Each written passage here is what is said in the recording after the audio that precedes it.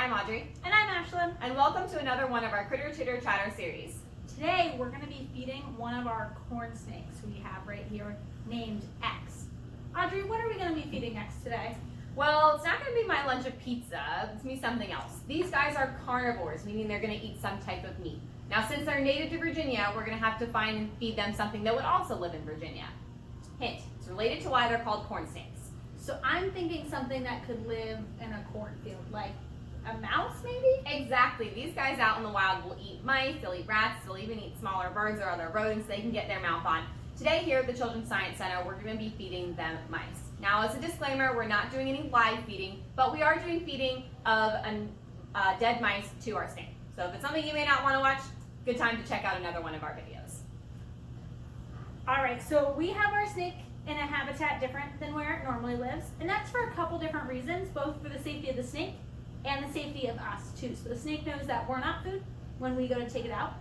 Another thing, I'm going to be using these tongs to feed the mice. So as you can see, this mouse is a lot bigger than the snake's head. Are you sure he's going to be able to eat this? He seems to have done it before, so I think he's going to have to use a special adaptation. Now, for you guys at home while you're watching, I want you to do an experiment with me. Take your fingers and put them right on the sides of your jaw. Now open and close. I can't open my mouth any wider. Did you feel what was moving? That's our jaw. So when you open your mouth as wide as you can, your jaw has a hinge there, and it stops at one point. Well, snakes, their jaw as it hinges goes similar to ours, but then they're actually able to unhinge that jaw and open it up into two different parts. They can also open the front of their jaw too, sideways, so they can get even wider. This allows them to bite onto their food and swallow that food whole. Because if you notice, our snakes are missing something. No arms, no legs. No arms and no legs. So these guys have to be able to swallow their food whole. They can't use a fork and a knife like we can. They split their food into little bits. They also don't have as many teeth as we do. How many teeth do you have, Audrey? At least 10. I was going to say, I think like 30, maybe 32. Maybe 32, that sounds right. 34. These snakes only have 4 teeth. So instead of having teeth in the front like we do that can rip things, or teeth in the back that are flat and can grind things, they just have 2 at the top and 2 at the bottom. And when they grab onto their food, they'll latch on, and then slowly they can actually move their teeth. They call them walking teeth, so they go like this. And actually move their teeth up the mouse. So let's all see if we can be snakes at home and see if you can move one of your teeth individually. Ready, set, go.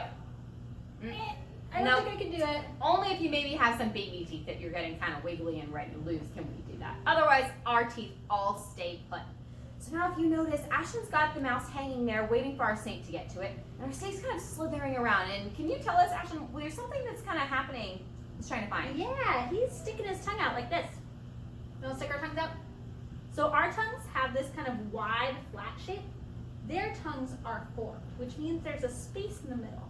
So as they flick their forked tongue in the air, they'll actually use it to smell, not taste. Do we use our tongues to smell? No, we use our tongues for tasting. Okay. And for licking ice cream cones. But they'll use their tongues to smell. They have a special organ called the Jacobson's organ that'll take those scent particles that their forked tongue traps in the air and bring it back and tell the snake what they're smelling. Now, some questions that we get asked pretty regularly is this snake venomous or is the snake poisonous? It's a really excellent question, and first we want to talk about a little bit of a difference between those two words. Venom and poison both have to do with some type of toxin being administered. It's a different way that that toxin is administered that differentiates those two. Venom is when something bites you or stings you, like a snake or a bee, whereas poison is when you bite it. So like a poison apple? Like a poison apple, exactly. So this snake is not venomous, nor is it poisonous. So when it goes to bite its food, as he looks like he's going to, he's not going to inject any venom. He's rather going to bite and then wrap around and squeeze like a constrictor snake. Now, if its food bites back, it wouldn't get sick itself because this snake is not poisonous. There are lots of types of venomous snakes out in the world. There are very few types of poisonous snakes. Those poisonous snakes will end up getting their poison from ingesting it from some type of food that they eat. So some other animal that would be poisonous. So when he's going around, he's going to use his tongue, use his eyesight. Although not that great, he can still use it a little bit to try and find his food.